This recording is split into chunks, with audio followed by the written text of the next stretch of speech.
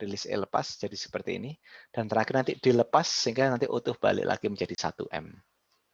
Nah, apa sih kelebihannya body system?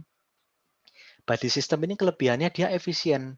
Jadi dia tidak kayak base fit sama next fit sama first fit ya. Sorry, kalau first fit mungkin lebih cepat, tapi fragmentasinya besar. Saya ulangi rekan-rekan. Kalau rekan-rekan pakai first fit itu paling cepat ya. Karena tapi kalau kayak gini, Anda nemu first fit langsung Anda occupy 1 mega ini semua. Itu kalau first fit.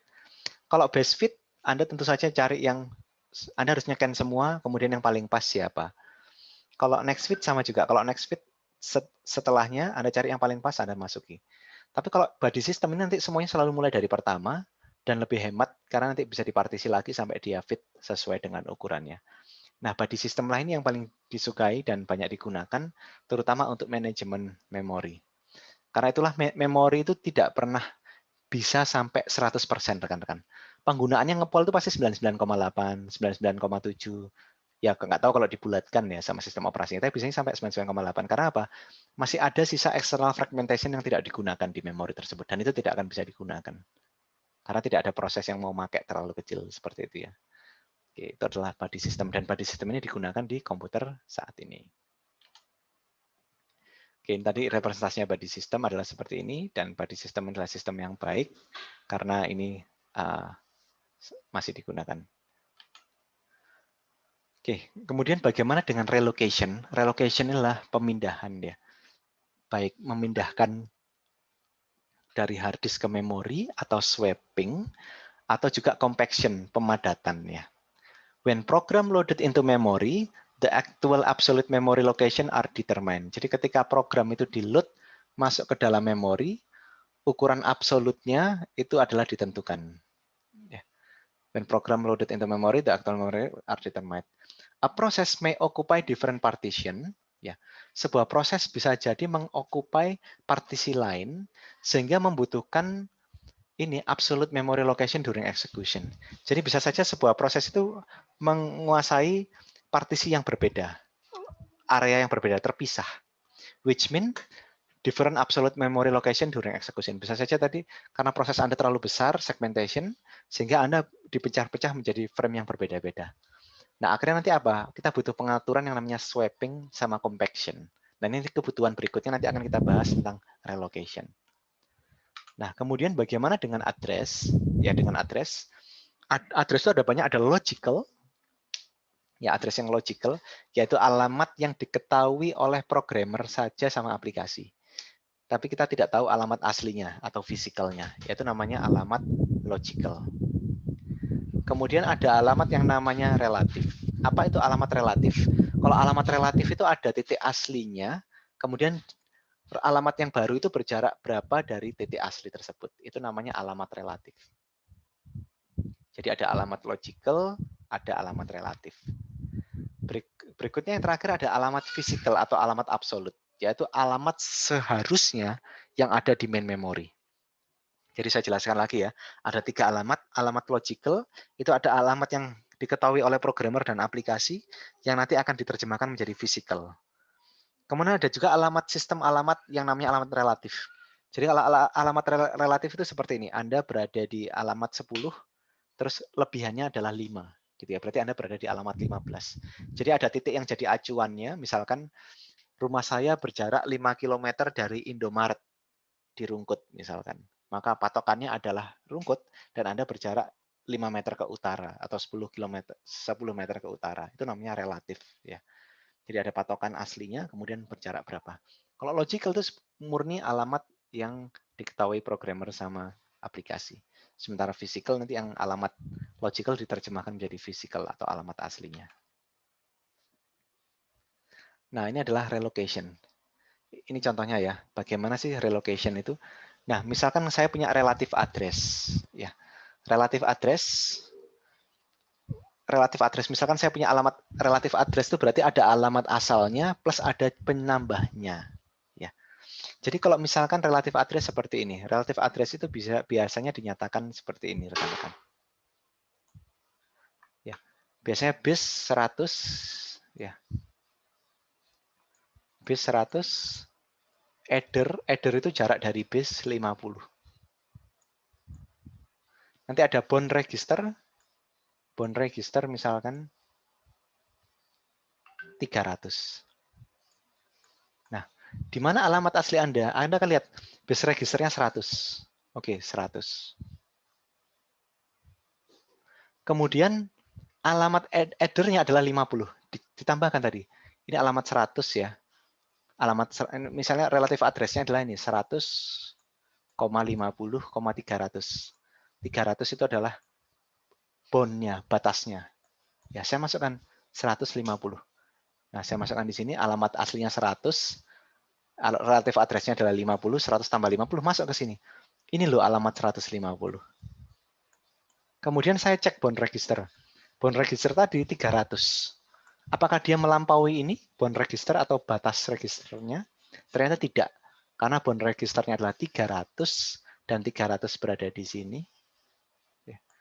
Maka dia tidak akan melebihi sampai 300. Dia tidak akan melebihi sampai 300. Sehingga ini adalah alamat yang benar ya. Jadi kalau relatif address itu Anda harus ngasih tahu base-nya dari mana, kemudian header-nya, lokasi asli dari base-nya adalah 50. Kemudian nanti akan ada pengecekan bond registernya. Apakah Anda melampaui dari batas Anda? Batas Anda 300. Kalau Anda tidak melampaui 300, berarti memang ini ya, komparator itu membandingkan. Dibandingkan tadi antara 100, ya 100 tambah 50, apakah dia melebihi 300, bond register 300? Kalau tidak, komparator say true, maka dia benar. Oke, alamatnya berarti kamu di sini. Kalau false, ternyata misalkan 100, ini 400 misalkan. Berarti dia kan lebih 400. Dia akan interrupt ke operating system. Ini ada relative address salah nih. Dia offset. Harusnya saya sampai 300, dia melebihinya sampai 400. Nah, dia akan merilis interupsi ke operating system. Nah, ini bond register, seolah-olah nanti di sini ada batasnya. Tidak boleh melebihi ini prosesnya. Oke, itu adalah konsep tentang relocation. Nah, register used during execution. Register used during execution. Jadi ada base register, ya. Base register itu adalah alamat mulainya, ya. Proses itu mulainya dari mana? Ya, karena nanti bisa jadi rekan-rekan Anda punya proses seperti ini, tapi Anda akan bilang nih, data saya terletak di proses A, header 50. Ya. Nanti dilihat proses A alamatnya di mana? Oh, alamatnya di 100. Berarti data ini terletak di nanti 100 plus 50. Dicek bond proses A ini batasnya sampai mana? Dia starting point di sini, ending point-nya 300. Dicek, apakah benar alamat data tadi 50? Ternyata 100 tambah 50, dia tidak melebihi ini 300. Nah, berarti dia pakai ini. Jadi ada base register, ada bound register. Ini bound itu adalah batasnya. Ya. Kemudian the this value are set when the process is loaded or when the process is swept in. Jadi ketika ada proses yang di-load ke CPU, prosesor, atau dia dibawa masuk ke memori, dua parameter ini akan dicari nilainya. Nah, nilai dari base register ini, rekan-rekan, base register tadi nih ya, yang nilai awalnya tadi yang 100 ini ya. Sorry. Ini, nilai yang awal tadi 100 ini. The value of the base register is added to a relative address to produce an absolute address. Jadi nanti 100 ini base registernya tadi 100 ditambahkan ke relative address atau header tadi 50 untuk menghasilkan nilai absolute address. Nah, resulting address ini tadi 150 yang dihasilkan akan dicek apakah dia melampaui bond register. Bond registernya tadi misal 300. Kalau dia tidak melebihi ini, ya berarti dia memang masih berada di situ. Nah, if the address is not within bound, ya kalau alamatnya tidak berada di bound-nya, artinya dia melampaui dari 300, tadi 100, header-nya 110. Sorry, 210. Berarti kan dia melampaui bound ini ya, 300 ya. Dia 310. Nah, kalau dia melampaui itu, maka nanti sistem akan merilis interrupt ke OS. Bilang, ini salah. Kamu melampaui batas. Ya. Oke. Baik. Ada pertanyaan sejauh ini? Karena sekarang habis ini kita akan masuk ke patching, rekan-rekan.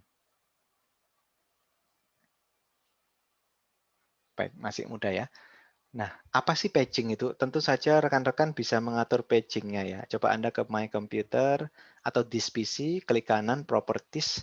Anda, kalau saya lupa, kalau Windows 10 bisa nggak ya? Kalau Windows 7 itu dulu bisa ngatur berapa sih ukuran paging file itu. Tentu saja dalam kilobyte ya. Nah, paging ini apa sih? Partition memory into small equal fixed size chunk and divide each process into the same size chunk. Ya, chunk itu kepingan. Jadi paging ini adalah sebuah mekanisme untuk membagi memori, partition the memory untuk menjadi kepingan-kepingan kecil yang ukurannya sama semua. Small equal fixed size chunk atau kepingan kecil yang berukuran tetap. Kepingan kecil yang berukuran tetap. Dan membagi setiap proses itu ke dalam ukuran chunk yang sama. Jadi nanti Anda punya frame ya.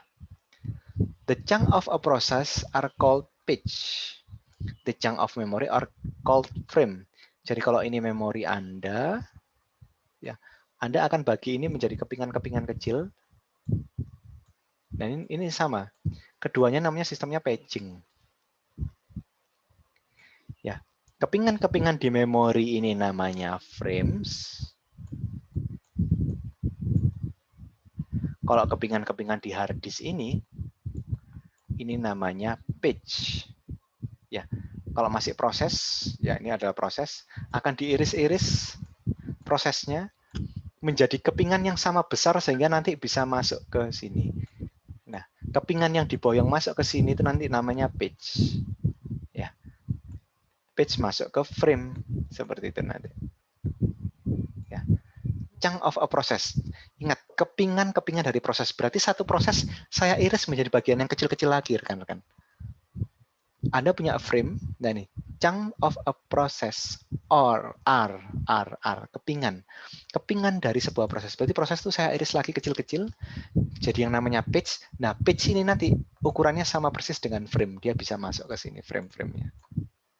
Nah, itu namanya paging. Kenapa sih kalau harus dinamakan, harus kita pakai paging? Ya, supaya ukurannya fix, untuk pembagiannya gampang. Dan memboyongnya tidak susah. Tidak satu gelondongan besar ini masuk. Karena kalau Anda memaksakan ini, saya misalkan 1 mega ini. 1 mega proses ini saya paksakan masuk ke memori, ini tidak akan cukup tempatnya. Jadi mending dipotong menjadi ukuran kecil-kecil, sehingga nanti bisa satu proses itu terpencar. Ada satu yang masuk ke frame sini, masuk ke frame sini, dan lain-lain. Satu proses itu bisa dipencar-pencar ke frame-frame lainnya. Nah, operating system maintains a page table for each process. Jadi ingat, sistem operasi akan memaintain kepingan-kepingan proses yang sudah saya potong menjadi chunk-chunk yang namanya pages tadi. Saya harus catat dia terletak di frame berapa di hard disk. Jadi ingat, satu proses tidak akan terletak di satu frame. Satu proses akan diiris menjadi bagian kecil-kecil dan bisa terpencar di dalam. Jadi kita tadi kan masih ngobrolin ideal ya. Kok bisa Pak ngobrolin ideal? Ya, tadi kita masih ngobrolin ideal seperti ini. Ini ideal sekali nih. Ya, ini indah sekali. Sekarang satu proses ya terletak bertetangga semua. P1 semua utuh di sini, P2 utuh di sini, P3 utuh di sini. Ya, tapi itu terlihat indah dan mudah, tapi tidak seperti itu kok kerja komputer. Karena kalau kayak ini kayak pasti akan berat dan sangat mustahil membawa 20 mega utuh. Karena dia akan ada fragmentasi kecil-kecil. Nah, itulah kenapa sistem komputer sekarang dia pakai frame dan pages. Oke, frame dan pages.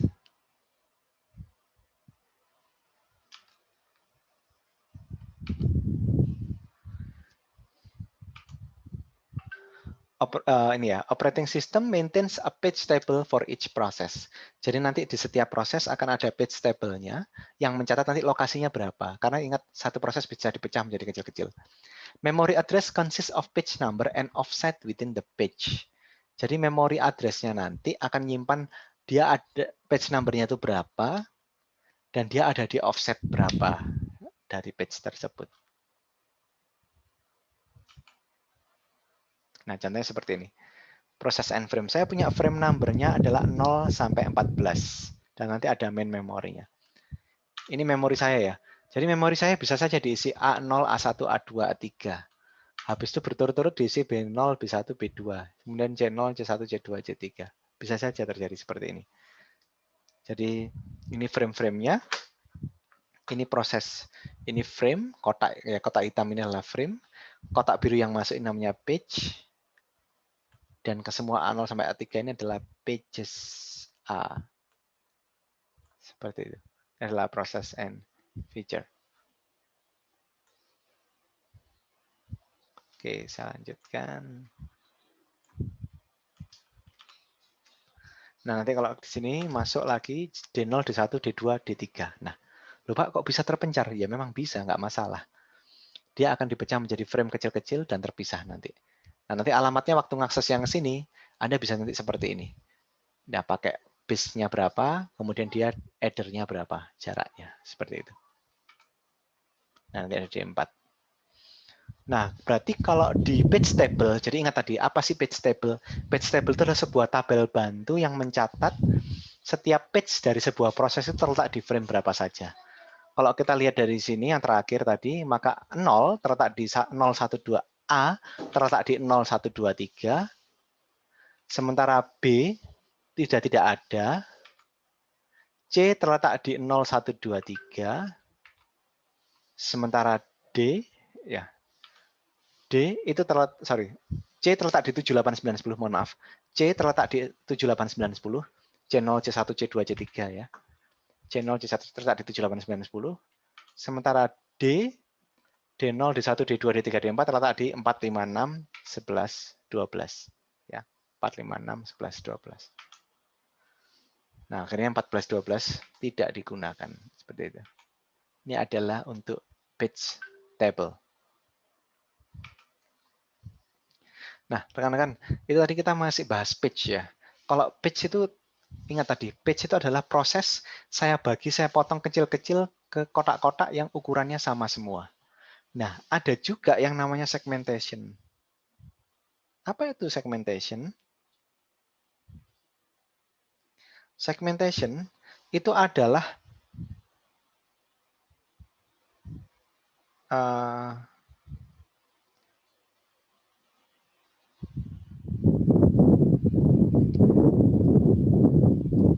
sebentar, mohon maaf. Segmentation itu adalah setiap program bisa dibagi menjadi segmen yang kecil-kecil, ya. Tapi bedanya dengan page tadi, kalau ini segmennya bisa ukurannya beda-beda, tapi tetap ada ukuran maksimumnya. Nah, alamat dari segmen ini beda nanti. Ada dua, ada angka segmennya, ada offsetnya berapa dia jarak dari titik awalnya. Segmentation sendiri itu sama dengan dynamic partitioning. Contohnya ini rekan-rekan. Kalau saya punya logical address seperti ini. Ya. Nah, ini Anda lihat ya, relatif address-nya ya. Ini adalah contoh saja. Ya, contoh saja di sini. Relatif address 1502. Tapi dia nganggapnya di sini adalah alamat awalnya itu adalah 0. Nah, relatif address 1502. Ini kalau saya binarkan itu seperti ini. 000101110. Nah, karena tadi titik awalnya adalah 0, maka nanti dia relatif address-nya ada di sini. Oke? Nah, ini adalah salah satu contoh cara membaca saja, rekan-rekan. Nah, alamat yang sama ini bisa juga kita nyatakan dalam logical address seperti ini. Nah, ini kan tadi kan relatif address ya. Kalau Anda punya relatif address seperti ini, Anda harus mencari satu persatu. Oh, Anda alamatnya di 1502. Nah, ini yang menarik sekarang. Yang menarik adalah seperti ini. Satu page size ukurannya 1000. Ya, ukurannya 1000. Nah, contohnya ini. Kalau ini logical address, ini adalah logical address di mana page size-nya itu adalah ukurannya 1000, tapi di sini ada berapa? 1, 2, 3, 4, 5, 6. Ya, ada 6. 2 pangkat 6 itu 64. Berarti totalnya ini ada 64 page, rekan-rekan. Ini adalah contoh, saya ulangi lagi ya. Ini adalah contoh logical address pada memori 64K. 64K semua. Ya, semuanya 64K. Kok bisa? Ya ini. Kalau yang awal paling mudah nih ya 1502 kan saya nyatakan dalam biner seperti ini. Maka nanti saya harus mencari satu-satu sampai menemukan logical address-nya di sini. Kemudian ada juga logical address, ya. Di sini ada page-nya 1. Ingat, karena dia punya 64K dan satu page ukurannya 1K, berarti dia butuh 20⁻6 indexing. Ya rekan-rekan, ini kan ada 2 pangkat, ini kan ada 6 ya, 6 digit ya.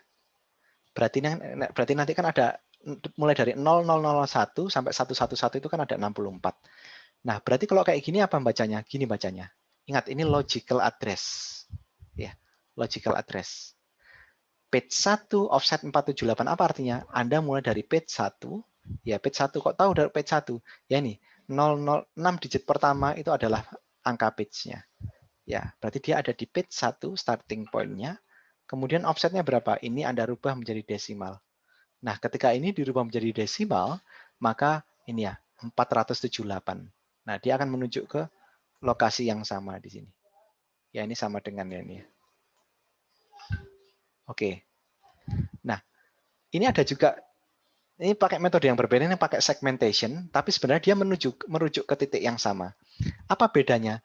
Kalau di sini, ini Anda lihat ya, segmen 1 offset 752. Apa maksudnya? Dia terletak di segmen pertama, ya, dia terletak di segmen pertama. Tapi ingat, kalau seperti ini ya, kalau di sini dia disepakati segmennya ada 2⁻4, ada 16. Dan dia karena 4 digit pertama itu menunjukkan segmen, dilihat, oh Anda terletak di segmen pertama. Offsetnya adalah sekian. Nah, dilihat tadi, segmen ke 0750. Berarti nanti saya menuju sini, segmen 0 berakhir di 750. Atau segmen 1 itu mulainya dari 750. Ya, misalkan alamatnya segmen 1 adalah 750, maka kemudian dia tambahkan dengan offset. Ya, 750 tambah 752. Oke, sehingga nanti ketemu alamatnya sama juga 1502. Ya, sama semua. Ini tadi ya, sama juga. Lupa, ini kan 1K itu 1000 bukan. 1K itu 1024 rekan-rekan. Nah, 1024 tambah 478 sama 1502. Ya, ini adalah 3 metode untuk menyatakan sebuah alamat. Bisa pakai relative address, tentu saja ini yang dari pertama 0, kemudian 1502. Bisa pakai logical address yang paging, seperti ini. Bisa juga pakai logical address yang segmen, seperti ini. Di sini akhirnya ini ya, ketemuan bahwa segmen 1 dimulai dari 750, sehingga 750 tambah 752, dan yang unik adalah semua merujuk ke alamat yang sama, yaitu 1502. Oke, ini adalah logical address. Nah, kemudian bagaimana dengan paging? Nah, ini adalah mekanisme rekan-rekan, bagaimana mengkonversi alamat paging menjadi alamat fisik. Nah, di sini adalah contoh ketika Anda diberikan, oke, nanti misalkan kalau di UTS seperti ini, sebuah sistem komputer menggunakan 16 bit logical address, di mana page table-nya pakai 6 bit, dan offsetnya pakai 10 bit. Anda diberikan page table seperti ini. Nanti page table-nya ada banyak nanti. Tentukan physical address aslinya. Ya, bagaimana caranya? Caranya seperti ini. Nah, kalau Anda pakai paging, nanti Anda lihat di sini. Tadi kan Anda baca bahwa 6 bit menunjukkan page. Nah, 6 bit ini nilainya 1. Maka Anda lihat di entry pertama itu adalah alamatnya 000110. Ditulis, Anda tulis 000110. Ya, karena ini langsung merujuk. Artinya apa? Ini menunjukkan entry-nya dia ada di baris berapa di page table. Karena namanya adalah 6 bit page index page. Oke, baris pertama starting point-nya dari 000110. Ditulis langsung di sini. Offsetnya berapa? 01110, 1110. Dituliskan di sini. Nah, sehingga ini akan menjadi alamat fisiknya. 16 bit physical address. Oke, itu untuk paging. Ada pertanyaan untuk paging? Mudah saja ya, sebenarnya Anda tinggal menempelkan concatenate saja. Ini menunjukkan baris keberapa di page table, kemudian Anda isikan ini, tempelkan ke sini, kemudian di concatenate dengan offsetnya. Nah, ini untuk mengkonversi, tapi nanti kalau waktu di UAS akan saya keluarkan penjelasan-penjelasan seperti ini. Anda punya 16 bit. 6 bit menunjukkan page row, page table row, 10 bit menunjukkan offset. Tolong konversi menjadi 16 bit physical address seperti itu. Nah, ini adalah contoh problem patching. Nah, kemudian ada juga problem segmentation. Nah, ini problem segmentation. Ingat, segmentation itu, ya rekan-rekan, segmentation itu ada bis, ada length. Kenapa kok ada bis, ada length? Karena panjangnya berbeda-beda. Kalau Anda punya seperti ini, bisa saja nanti yang A segini, B panjang sekali, C-nya kecil. Di segmentation Anda harus menyimpan, ini namanya bis. Ini namanya length. Length ini nanti yang menunjukkan dia offset atau tidak. Karena tidak boleh melebihi length. Nah, ini juga ini adalah base-nya segmen B, ini adalah length-nya. Length-nya itu dari awal sampai akhir. Ini juga ini base, ini length-nya. Oke. Contohnya seperti ini. Sekarang saya mungkin di UTS nanti saya berikan soal seperti ini. Saya menggunakan sebuah sistem komputer menggunakan sistem segmentation.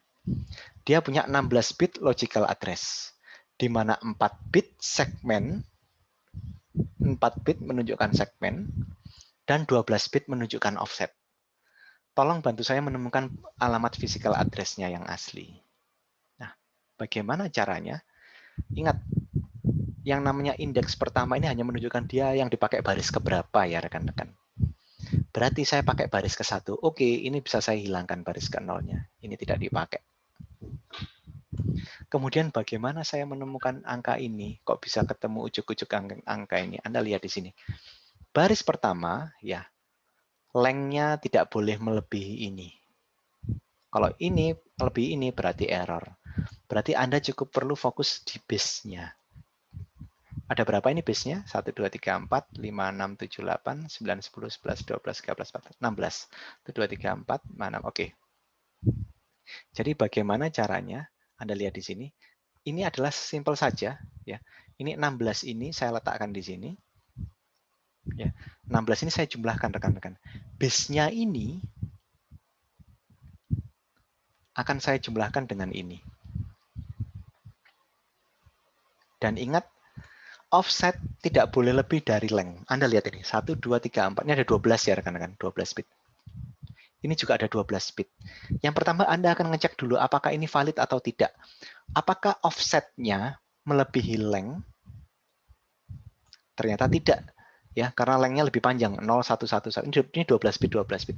Kalau length aman, kalau offset tidak melebihi length, artinya saya masih valid, datanya tidak melebihi, baru ini offset ini saya tambahkan dengan base, ya.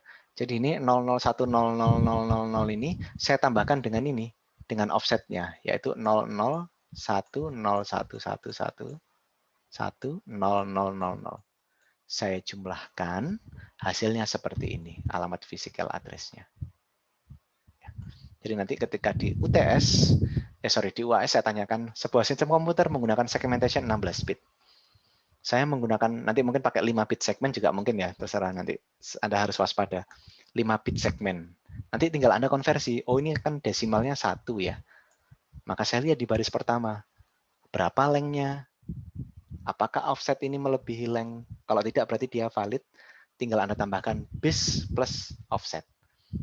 Nanti kalau di soal ternyata offset melebihi length, Anda tinggal menjawab di soal UAS-nya tidak valid. Ya, melebihi length.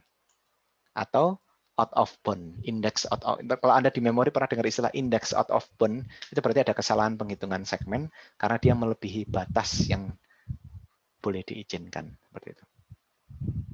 Oke, ada pertanyaan untuk ini segmentation? Saya persilahkan. Kalau Anda merasa bingung, Anda bisa ulang-ulang videonya ya, nanti saya akan pasang. Baik, saya izin stop share sebentar. Ini adalah akhir dari chapter terpendek juga ini ya, chapter 7 ini chapter pendek. Nah, saya akan lompat dulu ke chapter 8, kita cicil karena chapter 8 panjang sekali.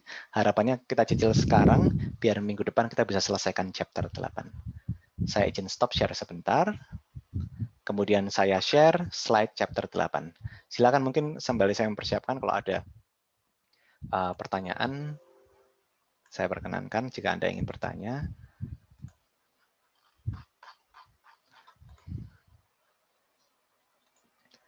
Baik, kalau tadi kita bahas tentang memori ya rekan-rekan. Sekarang kita ke bab yang lebih kompleks yaitu hard disk-nya atau virtual memory. Oke, sudah muncul virtual memory ya. Oke, chapter 8 virtual memory. Ya, kita masih ada waktu 20 menit. Saya akan lanjutkan. Kita akan membahas hardware and control structure, operating system software, Unix and Solaris, Linux, Windows. Oke, sebelum kita beranjak lebih jauh, kita akan membahas beberapa konsep virtual memory terminologi. Yang pertama, apa itu virtual memory? A storage allocation scheme in which secondary memory can be addressed as though it were part of main memory. Saya ulangi. Sebuah skema alokasi penyimpanan dalam secondary memory, ya. Jadi sebuah skema alokasi penyimpanan di dalam hard disk yang bisa kita ada feature pengalamatan seolah-olah dia ada di RAM. Ya. Jadi ini adalah sebuah mekanisme pengalamatan virtual. Jadi seolah-olah itu dia ada di RAM, padahal lokasinya dia ada di hard disk. Alamat yang digunakan oleh program mungkin mereferensikan memori, itu nanti ditentukan oleh sistem memori. Apakah nanti dia akan melihat itu di physical storage site, atau pakai program yang akan nanti menerjemahkan secara otomatis ke alamat dari mesinnya. Ukuran dari virtual storage itu dibatasi oleh skema pengalamatan dari sistem komputer dan dari berapa ukuran hard disk-nya itu sendiri.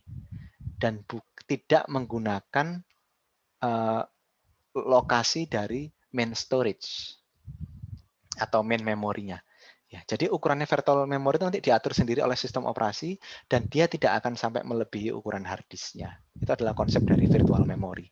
Nah, nanti untuk penerjemahannya dia akan dibantu sebuah sistem, bisa pakai program generated address ya atau alamat yang dihasilkan oleh program atau pakai physical storage site dan lain-lain. Itu adalah konsep virtual memory. Jadi virtual memory itu adalah seolah-olah Anda melebarkan RAM Anda sampai dia menjajah hard disk ya, ini dalam konteks Israel Palestina ya. Jadi Anda kurang wilayahnya, maka Anda occupy alamat yang ada di hard disk. Saya titip di sana ya. Tapi nanti kalau ada orang lain tanya, seolah-olah pakai virtual address, bisa jadi kami yang saya tunjuk seperti itu. Oke, itu adalah konsep virtual memory. So what is the virtual address? The address assigned to a location in virtual memory. Ya, jadi sebuah alamat yang saya tempelkan dia ke dalam sebuah virtual memory atau di hard disk, sehingga memungkinkan hard disk tersebut diakses oleh operating system seolah-olah mereka adalah bagian dari RAM. Ya, jadi kalau misalkan alamat RAM saya sampai 1024, bisa jadi hard disknya saya kasih alamat 1025, 1026, 1027 dan seterusnya. Itu adalah virtual address. Nah, bagaimana dengan virtual address space? Virtual address space, the virtual storage assigned to a process. Ya, jadi virtual address space namanya juga address space. Jadi namanya juga space itu berarti himpunan keseluruhan alamatnya itu berapa ukurannya. Ya, jadi kalau saya misalkan saya kasih Anda alamat IP 192.168.01/24, ya itu berarti space-nya alamatnya. Ya, jadi space itu nanti ukuran keseluruhannya berapa. Nah, kalau address space ini apa? Address ini the range of memory address. Jadi keseluruhannya virtual address space ditambah real address space nanti akan menjadi address space. Ya, jadi ada address space itu adalah alamat dari memori, virtual address space alamat dari virtual memory, keduanya dijumlahkan menjadi address space atau keseluruhan total alamat. Kalau saya bilang virtual address, berarti alamat itu lokasinya ada di main memory. Kalau saya bilang real address, berarti alamatnya dia ketika ada di main memory. Ya, berarti ada banyak sekali konsepnya. Yang space ini bisa Anda lupakan karena ini sesimpel berapa sih kapasitasnya ya. Yang harus Anda hafalkan apa itu virtual memory, apa itu address space, dan apa itu real address. So, what is the key points in memory management? Nah, apa sih kuncinya di memory management? Kalau tadi kita bahas tentang memori, sekarang kita bahas tentang hard disk ya. Memory reference are logical address. Nah, ini penting ini.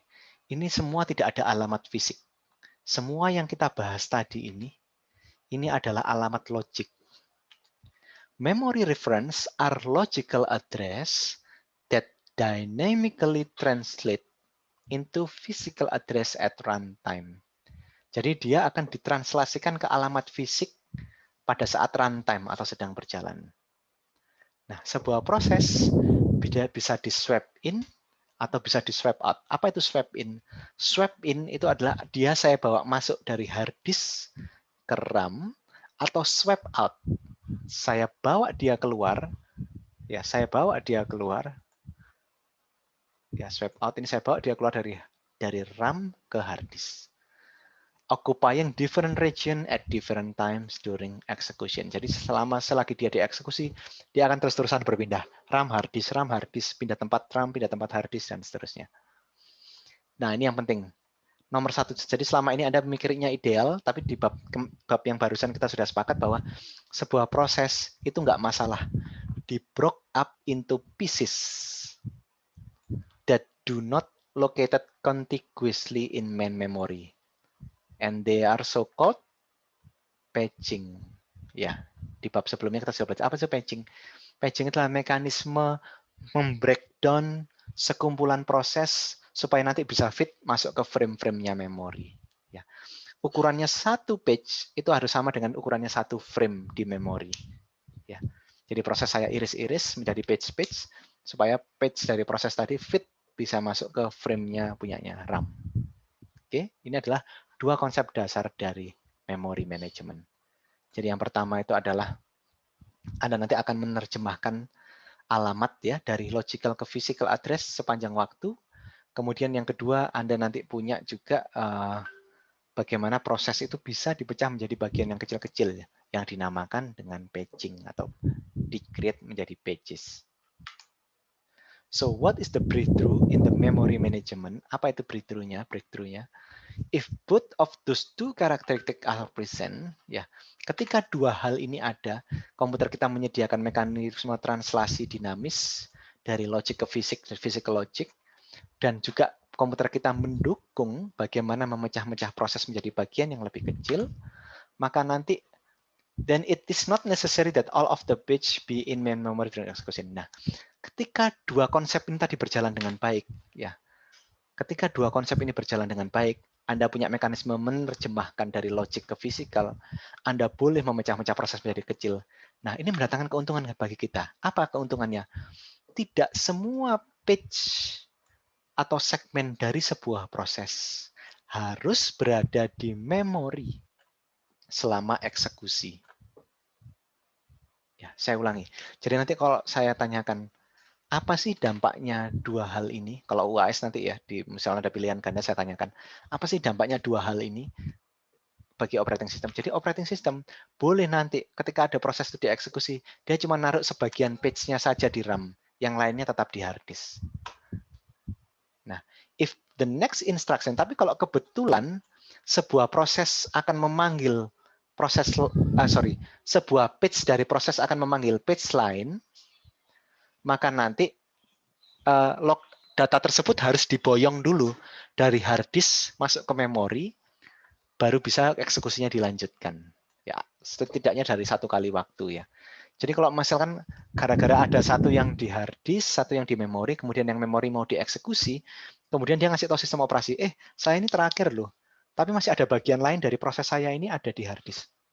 Tolong bawa mereka dulu ke memori. Nah, itu akan dilakukan proses swapping, pemindahan.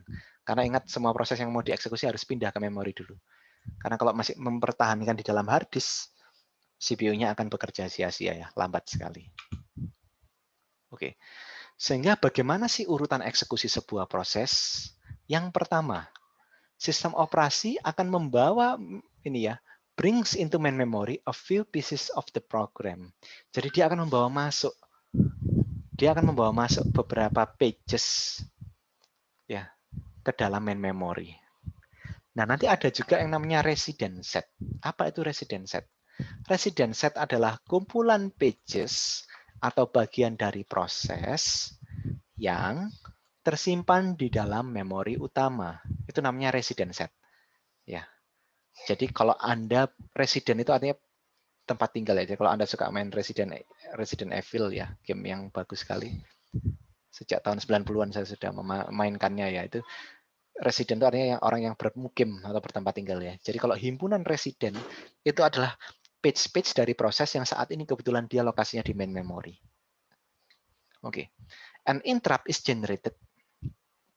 Jadi ketika Anda adalah sebuah proses, ini adalah urutan yang ketiga. Dia akan ngecek, kamu kan mau tak eksekusi. Ada nggak bagian dari kamu, kamu proses A, kamu mau saya eksekusi nih. Ada nggak page dari kamu yang masih ada di hard disk? Kalau ada yang masih di hard disk, tolong diboyong masuk ke memori. Sehingga apa? Dia akan generate interrupt. An interrupt is generated when an address is needed. Ketika alamat yang dibutuhkan, ada bagian dari pages itu yang masih belum di main memory, masih di hard disk. Itu Anda harus interrupt dulu dibawa masuk ke hard disk. Dibawa masuk ke main memory. Nah, akhirnya kemudian untuk sementara dia akan menempatkan dulu proses tersebut di dalam blocking state. Ya, di block dulu. Tunggu dulu, saya masih memboyong teman-temannya masuk ke dalam main memory. Nah, piece of process that contain the logical address. Jadi page-page yang masih ada dalam hard disk akan dibawa masuk ke dalam main memory. Ini tadi diboyong masuk ini. Tahapannya gimana nanti? Operating system issue a disk I/O read request. Jadi operating system akan merilis I/O read request dulu. Dia mengeluarkan permohonan. Hard disk, saya mau membaca sesuatu nih. Oke. Kemudian proses yang lainnya, sebentar, ini masih tahap tadi keempat ya. Ini kelima, tahapan kelima. Kemudian tahapan berikutnya adalah proses yang lain akan diberangkatkan untuk berjalan, ya. Sementara I/O-nya ngirimkan sisa-sisa page-nya yang belum ada di memori. An interrupt is issue, nanti dia interrupt lagi ketika I/O selesai memberangkatkan page-page-nya. Ya. Jadi nanti dia diblok dulu proses tadi. Loh, kamu kok ternyata, tapi kalau misalkan ini tidak ada yang ada di hard disk, sudah selesai. Nomor 3 ini langsung dieksekusi, diberangkatkan. Ini adalah kondisi ketika masih ada page yang terletak di hard disk. Maka dia akan generate interrupt. Kemudian nanti operating systemnya diblok dulu. Nah, ketika diblok, nanti dia akan hubungi hard disk. Nah, kemudian another process is dispatch. Ya. Dia akan eksekusi proses yang lainnya untuk memberangkatkan page-page yang masih lokasinya di hard disk. Diberangkatkan semua. Nah, kemudian yang terakhir, interrupt itu akan dikeluarkan, ya interrupt is issue, ketika disk I/O complete sudah selesai. Ya. Jadi ketika hard disk sudah selesai memasuk page-page yang belum diangkut ke main memory, dirilis. Tujuannya apa? Supaya proses nanti akan bisa dirubah menjadi ready, siap dieksekusi. Oke. Nah, tadi kita sudah belajar satu hal penting, bahwa ternyata proses itu tidak harus semuanya. Kalau mau dieksekusi itu diletakkan di main memory. Bisa sebagian di dalam memori yang namanya resident set, bisa bagian yang lain ada tetap di hard disk. Nah, apa sih implikasinya dari ini? Implikasinya apa? Anda bisa punya lebih banyak proses untuk diletakkan di main memory. Ya, kenapa kok bisa gitu? Karena tidak semua harus ada di main memory. You only need to load some of the piece of each process. Anda harus cukup meload beberapa saja bagian utamanya, logicalnya, untuk diletakkan di proses. Nanti ketika mereka dieksekusi baru diboyong masuk. Apa sih keunggulannya ini? Keunggulannya ini adalah Anda punya komputer yang paralelismenya sangat tinggi ya. Jadi kemampuan dia untuk mengeksekusi multi-programming sangat tinggi. Karena itu sangat menentukan berapa banyak program yang bisa Anda boyong ke memori. Program yang aktif pasti menuntut ada setidaknya satu proses dia, meskipun tidak lengkap page-nya, diletakkan di main memory. Nah, dengan adanya strategi tadi, kita akan apa ini? With so many process in main memory, dengan begitu banyak proses di main memory, it is very likely a process will be in the ready state. Ya. Jadi ketika semakin banyak proses yang bisa diletakkan di main memory, maka nanti banyak sekali proses atau aplikasi yang statusnya ready atau aktif berada di memori ya. And then a process may be larger. Nah, ini kemungkinan lainnya. Bisa jadi nih, sebuah proses ukurannya lebih besar daripada main memory. Ini kalau Anda lagi running riset ya, running riset yang besar-besar, misalkan ngolah data image, ngitung encryption, dan lain-lain. Nah, ya atau Bitcoin mungkin ya, itu adalah sebuah proses penghitungan untuk mendapatkan private key dan public key-nya itu bisa saja nanti melebihi dari main memory yang Anda miliki.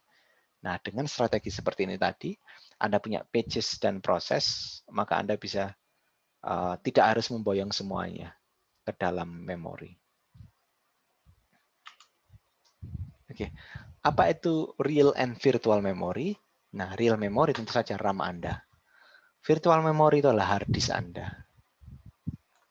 Allow for effective multiprogramming and relieve the user of tight constraint or constraint of main memory. Jadi ini memungkinkan dengan adanya virtual memory, rekan-rekan, Anda memungkinkan untuk lebih banyak proses yang ada di sini ya, lebih banyak proses.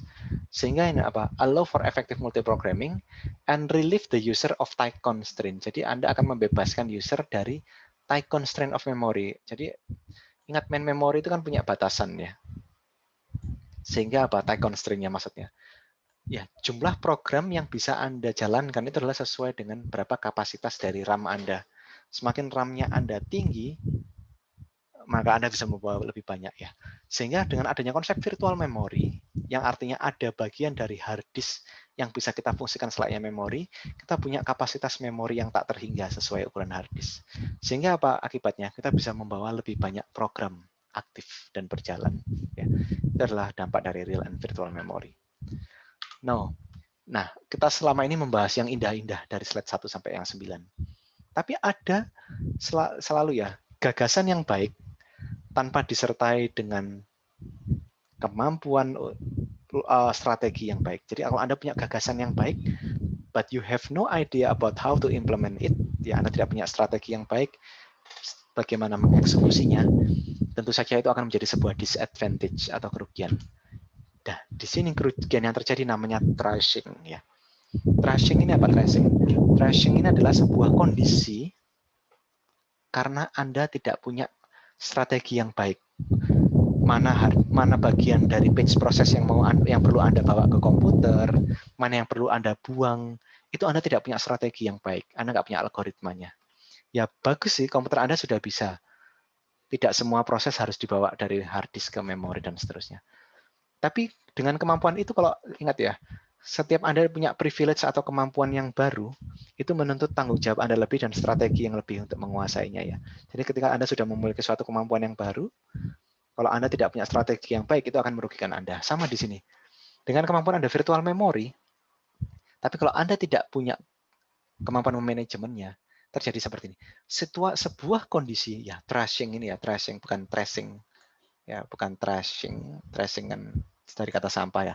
Trashing ini adalah sebuah kondisi di mana sistem menghabiskan sebagian besar waktunya untuk swapping saja daripada mengeksekusi sebuah instruksi. Ini kerugian besar buat sistem operasi. Wah, bagus ya, prosesornya sibuk ya. Tapi prosesornya sibuk itu ternyata bukan untuk eksekusi program, tapi mengeksekusi pemindahan data dari hard disk ke RAM, hard disk ke RAM, hard disk ke RAM, dan lain-lain. Nah, itu karena Anda tidak punya sebuah manajemen yang baik.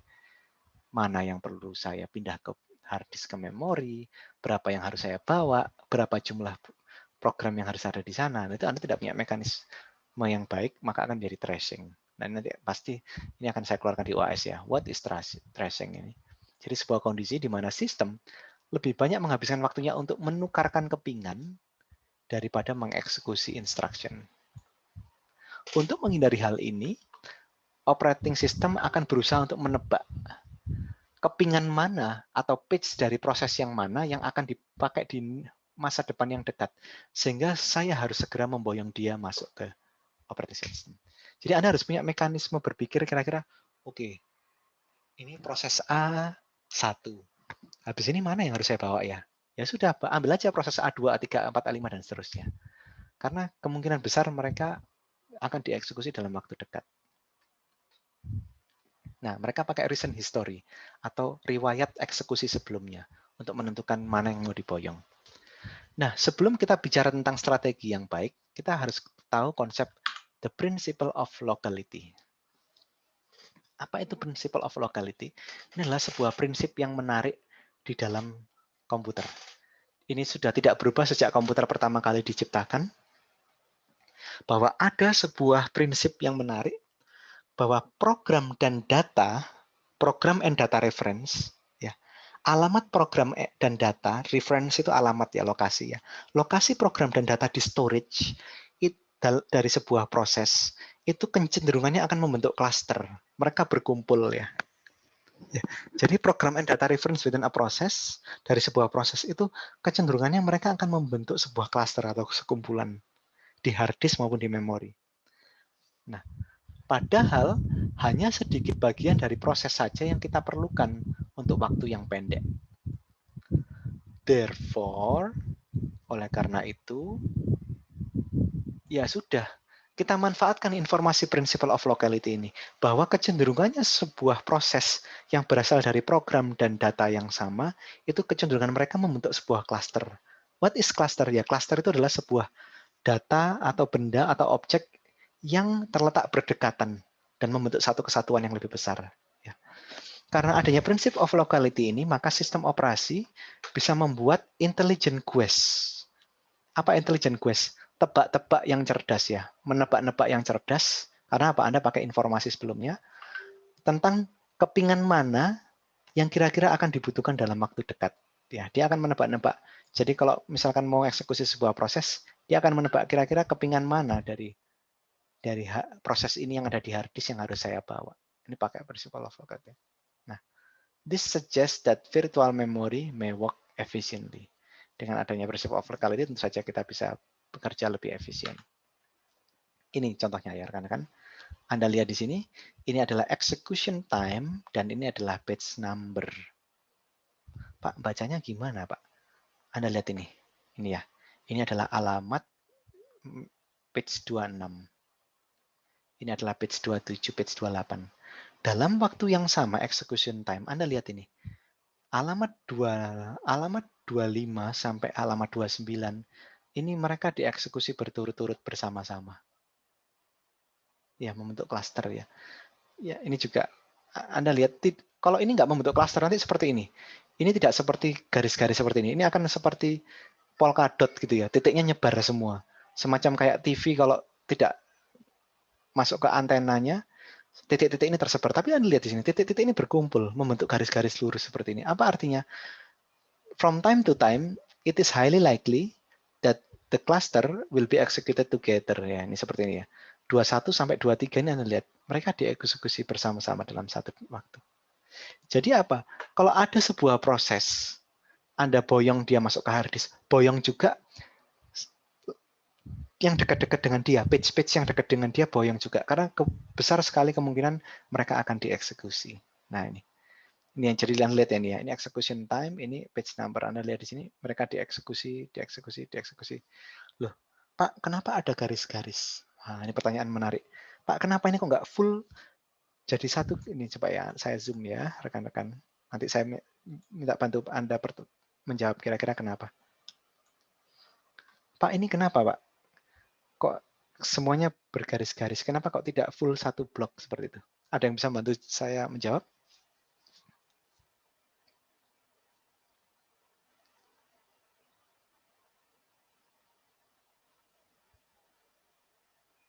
Ya, kira-kira kenapa?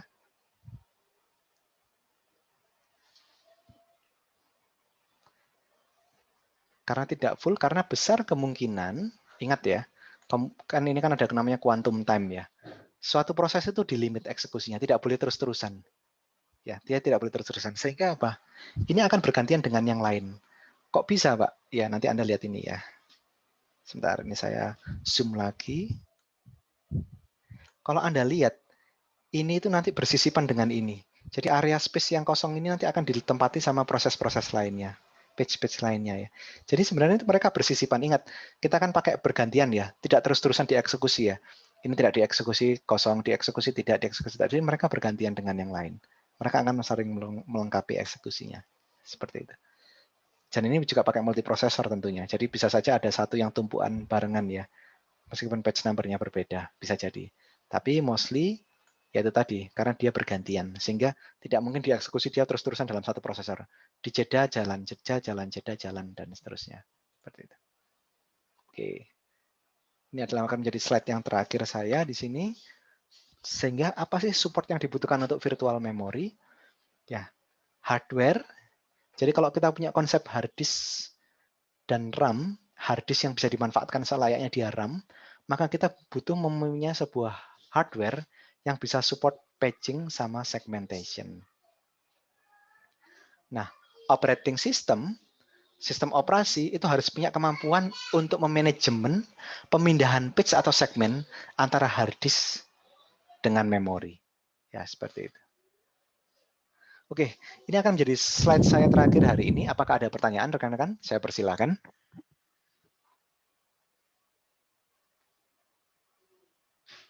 Baik, tidak ada ya. Baik, jika tidak ada, saya ucapkan terima kasih atas kehadiran Anda. Ingat, jangan lupa absen ya. Jangan lupa absen. Kodenya bagi yang baru hadir, saya ketikkan lagi. 419101. Slide-nya akan saya unggah dan rekaman video hari ini akan saya unggah juga. Baik, terima kasih. Selamat siang. Salam sejahtera untuk kita semua. Rekan-rekan tetap jaga kesehatan ya. Selamat siang. Terima kasih. Wassalamualaikum warahmatullahi wabarakatuh. Waalaikumsalam. Terima kasih, Pak. Terima kasih. Ya, izin saya akhiri ya. Terima kasih.